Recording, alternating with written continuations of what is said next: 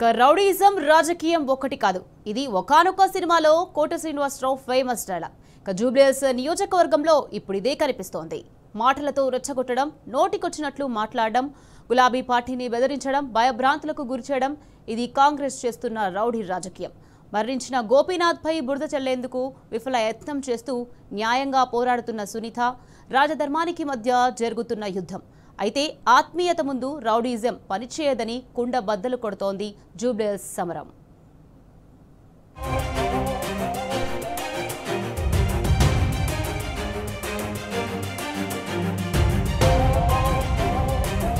కాంగ్రెస్ అధికారంలోకి వచ్చిన 22 నెలల్లోనే హైదరాబాద్ బ్రాండ్ ఇమేజ్ డ్యామేజ్ అయింది. గత ప్రభుత్వం 9.5 ఏళ్లలో భాగ్యనగర కీర్తిని అంతర్జాతీయ స్థాయిలో ఎగురవేస్తే, కాంగ్రెస్ అధికారంలోకి వచ్చిన 22 నెలల్లోనే హైదరాబాద్ ఇమేజ్ పాతాళానికి పడిపోయింది. ప్రభుత్వంలో అస్థిరత, ప్రభుత్వంలో విజన్ ఉన్న సీఎం, ముందు చూపు ఉన్న మంత్రులు లేకపోవడంతో హైదరాబాద్ నగర ఇమేజ్ రోజు రోజుకు పతనమవుతుంది.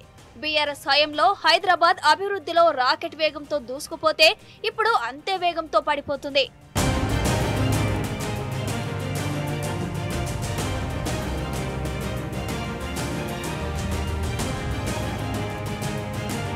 ఇండియాలో టెక్ రంగానికి హైదరాబాద్ కేర్ ఆఫ్ అడ్రస్. ప్రపంచ ప్రఖ్యాతిగాంచిన దిగ్గజ కంపెనీలకు భాగ్యనగరం నిలయం.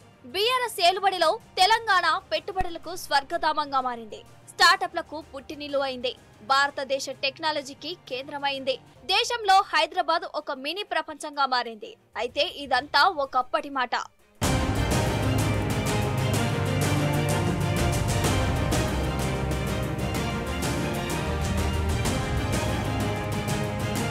కాంగ్రెస్ అధికారంలోకి వచ్చాక హైదరాబాద్ బ్రాండ్ ఇమేజ్ డ్యామేజ్ అవుతుంది. ఐటీ రంగాన్ని కాంగ్రెస్ ప్రభుత్వం నిర్లక్ష్యం చేస్తోంది. నగరంలో మౌలిక సదుపాయాలకు తిలోదకాలిచ్చింది. దీంతో నగర జీవితం నరకంగా మారింది. గుంతల రోడ్లు, పొంగుతున్న డ్రైనేజీలకు నిలయంగా మారింది. చిన్నపాటి వర్షానికే నగరం చిత్తడిగా మారుతోంది. ప్రపంచంలోనే అత్యధిక బ్యాడ్ ట్రాఫిక్ సిస్టమ్ కు హైదరాబాద్ నిలయం అవుతోంది.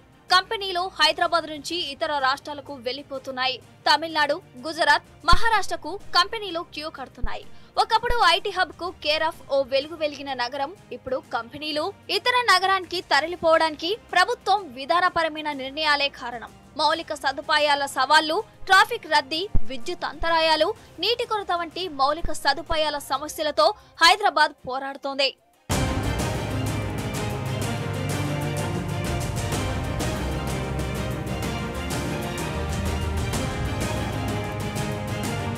ఇరవై 22 నెలల కాంగ్రెస్ పాలనలో హైదరాబాద్ నగరం అనేక సమస్యలకు నిలయంగా మారింది.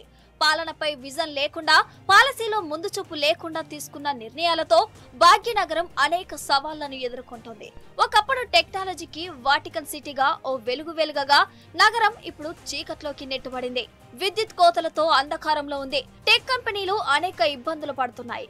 కంపెనీలు పవర్ హాలిడేలు ప్రకటించే పరిస్థితులు కనిపిస్తున్నాయి. మౌలిక సదుపాయాలు కల్పించడంలో పూర్తిగా విఫలమైంది. స్థిరమైన ప్రభుత్వం లేకపోవడం, ప్రజల సంక్షేమం కోసం ప్రభుత్వాలు పనిచేసిన దాఖలు లేవు. సొంత జెండాలు, సొంత ప్రయోజనాల కోసం పనిచేస్తోందే తప్ప తెలంగాణ ప్రజలకు హైదరాబాద్ ఐటీ రంగానికి చేసింది ఏమీ లేదు. తిలా పాపం తలా పిడికెడు అన్నట్లు కాంగ్రెస్ టీడీపీ పాలకులు చేసిన పాపాలను ఇప్పుడు తెలంగాణ ప్రజలు అనుభవిస్తున్నారు. ఒకప్పుడు ఉద్యోగ కల్పనకు నిలయంగా ఉన్న హైదరాబాద్ కాంగ్రెస్ నిర్వాకం వల్ల నిరుద్యోగులతో కేర్ ఆఫ్ అడ్రస్ గా మారుతోంది.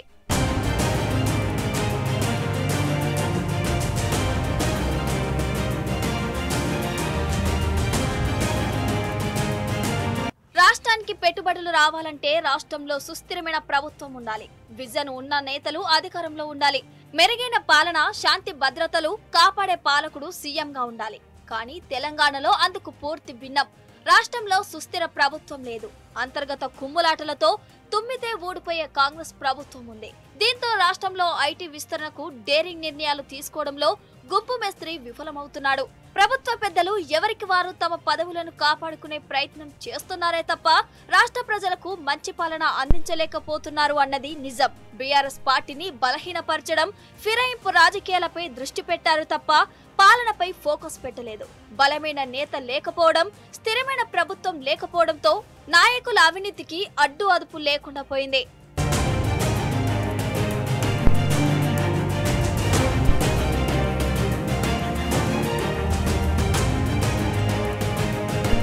అంతేకాదు మెరుగైన ఇన్ఫ్రాస్ట్రక్చర్ లేదు, రోడ్లు లేవు, హైవేలు లేవు, స్కైవేలు లేవు. గత ప్రభుత్వం నగర ట్రాఫిక్ అధిక ప్రాధాన్యత ఇస్తూ జంట నగరాల్లో స్కైవేలు నిర్మించింది, రోడ్లను మెరుగుపరిచింది, బ్రిడ్జిలు కట్టించింది. కానీ రాజకీయ కక్షతో కాంగ్రెస్ ప్రభుత్వం వాటిని నిర్లక్ష్యం చేస్తుంది. వాటిని మెయింటెనెన్స్ చేయడం లేదు, కొన్ని మధ్యలో ఆగిన పనులను పూర్తి చేయడం లేదు. హైదరాబాద్ ప్రధాన రహదారులపై 2 కిలోమీటర్ల ప్రయాణానికి 3 గంటల సమయం పడుతుందంటే పరిస్థితి ఎంత దారుణంగా ఉందో ఊహించవచ్చు. మరోవైపు ఐటీ కారిడార్ మెట్రోను విస్తరించడంలో విఫలమైంది.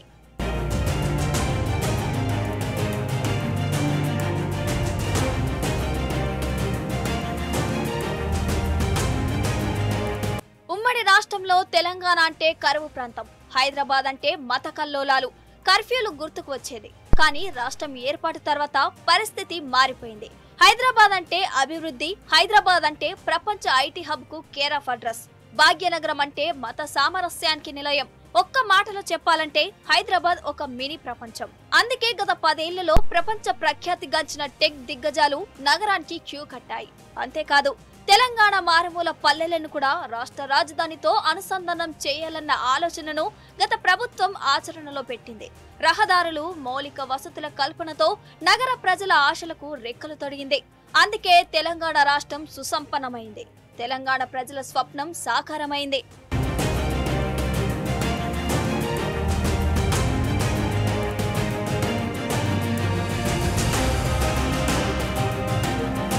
బీఆర్ఎస్ హయాంలో తెలంగాణ ఐటీ రంగం ముఖ చిత్రమే మారిపోయింది. లక్షల మందికి ఉద్యోగ అవకాశాలతో పాటు ఐటీ ఎగుమతులు రెట్టింపయ్యాయి. దేశంలోనే ఐటీ రంగంలో పెట్టుబడులకు కేంద్రంగా తెలంగాణ నిలిచింది. దీనికి కారణం ప్రభుత్వ నిబద్ధత. దానికి ప్రాతినిధ్యం వహిస్తున్న మాజీ మంత్రి కేటీఆర్ ముందు చూపు.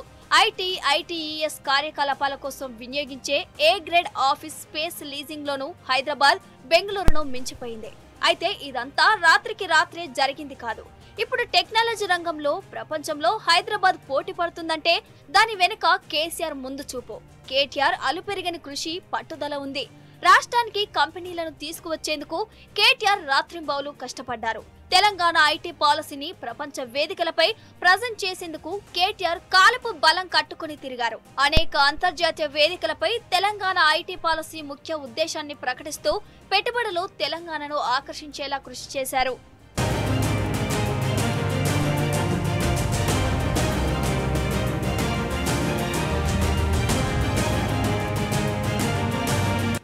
కాంగ్రెస్ ప్రభుత్వం అస్థిరమైన నిర్ణయాల వల్ల రాష్ట్రంలో రియల్ రంగం ఆందోళన చెందుతుంది. సర్కార్ దుందుడుకు నిర్ణయాలతో రియల్ రంగం భారీగా నష్టపోతుంది. హైడ్రా దూకుడు కూడా రియల్ ఎస్టేట్ రంగంపై పడింది. హైడ్రా లక్ష్యాలు ఏమిటో స్పష్టంగా లేకపోవడంతో కొత్తగా నిర్మాణాలు జరగటం లేదు. ఇప్పటికే అపార్ట్మెంట్స్ లో ఫ్లాట్స్ కొన్నవారు తమ బుకింగ్ ను రద్దు చేసుకుంటున్నారు. ఇలా హైదరాబాద్ నగరాన్ని ఎంత విధ్వంసం చేయాలో, ఎంత వినాశనం చేయాలో అంతా చేసేస్తున్న రేవంత్ పాలనా వైఫల్యం నగర ప్రజలకు నరకంగా మారుతోంది. అందుకే జూబ్లీహిల్స్ ఉప ఎన్నికల్లో తమ సత్తా చాటేందుకు కాంగ్రెస్ పార్టీకి బుద్ధి చెప్పేందుకు ఓటర్లు నడుం బిగిస్తున్నారు. జయహో బీఆర్ఎస్ అంటూ నినదిస్తున్నారు.